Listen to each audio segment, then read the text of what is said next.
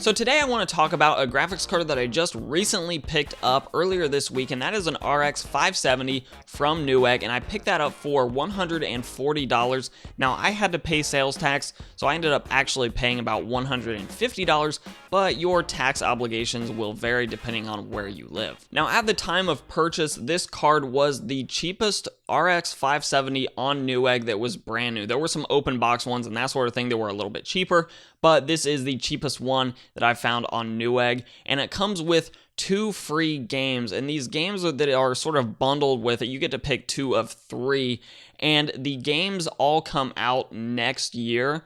So you don't have immediate access to these games when you get your graphics card. You have to wait a little bit of time for them to launch, but they are all valued at $60 at launch. They're not necessarily the biggest titles out there. In fact, I'll go ahead and look them up for you because I don't remember them off the top of my head. But you'll get to pick 2 of the 3 from Tom Clancy's The Division 2, Resident Evil 2, and Devil May Cry 5. You get to pick 2 of the 3, and this card is only $140 to begin with. So if you were actually planning on buying a couple of these games at or near launch, then we're already talking about a phenomenal value if you're looking for a GPU upgrade here. But I want to talk about the RX 570 today paired with a very budget-friendly CPU. And in my case, I'm testing with the 2200G, though that'll perform very, very similarly to any quad-core Ryzen chip that does not have simultaneous multi-threading, because I am not using the iGPU on the 2200G. We're strictly using the CPU cores, and I did leave them at their stock core frequency, and it is all paired together with 16 gigabytes of DDR4 RAM. So I don't really want to eat up a whole lot of time talking about what a great card this is, blah, blah, blah. I'll leave some links down below to some of the recommended parts as well as the parts I looked at in this video, but I'm going to go ahead and flip over to the benchmarks that I ran with this card and CPU combo. Starting out with Overwatch, we saw an average frame rate of 116.5, but that average doesn't sort of reveal how poor this gameplay quality was, and that's because of the stutter caused by the underpowered CPU in the 2200G.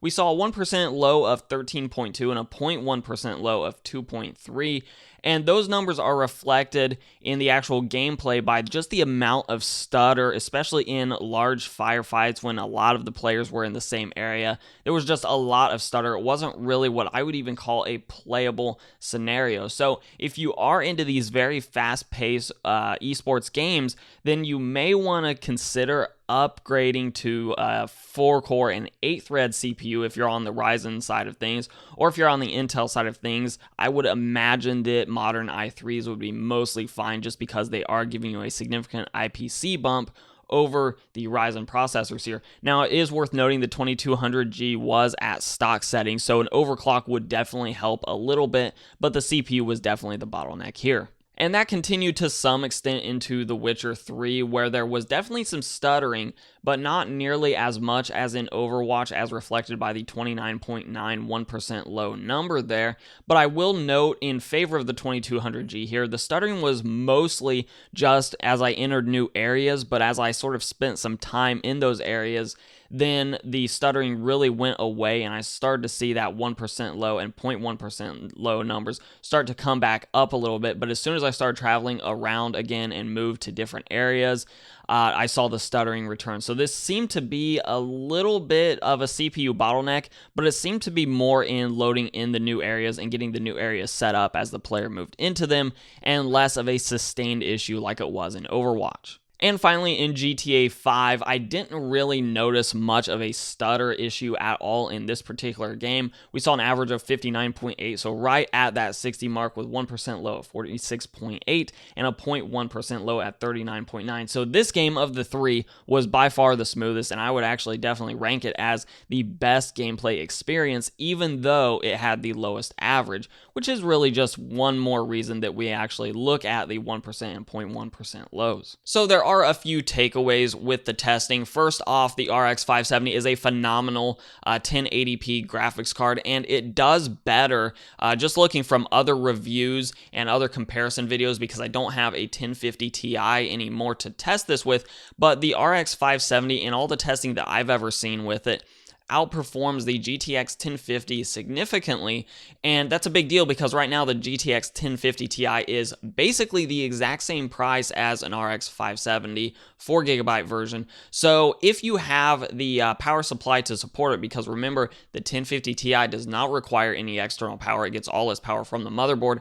So as long as you have that 8-pin PCIe connector, then you are good to go from a power supply standpoint. As long as you have that power supply overhead, then the RX 570 is the way to go. But if you are stuck on a very low wattage power supply, maybe without that connector, then the 1050 Ti may be the maximum you can get an upgrade for. But the 570 does great 1080p gaming. The other big takeaway is that if you can avoid it, get a better CPU than the 2200G. So if you are on AMD's platform, get a Ryzen 1400 sort of on the low end. If you already have a Ryzen 2400G, it'll perform very similarly to the 1400 because both of them are quad-core 8-threaded parts because they both have SMT. So I would recommend that. If you're on the Intel side of things, I really think that the modern 8th generation i3s with 4 cores, 4 threads, they should be fine because we're seeing much better IPC with the Intel chips, and if their clocks are similar, they should have a bit better gaming performance than the AMD counterparts. So like I said earlier, I'll leave some links down below to this graphics card, recommended CPU, Ryzen 1400s right now I think you can get for about $120-ish.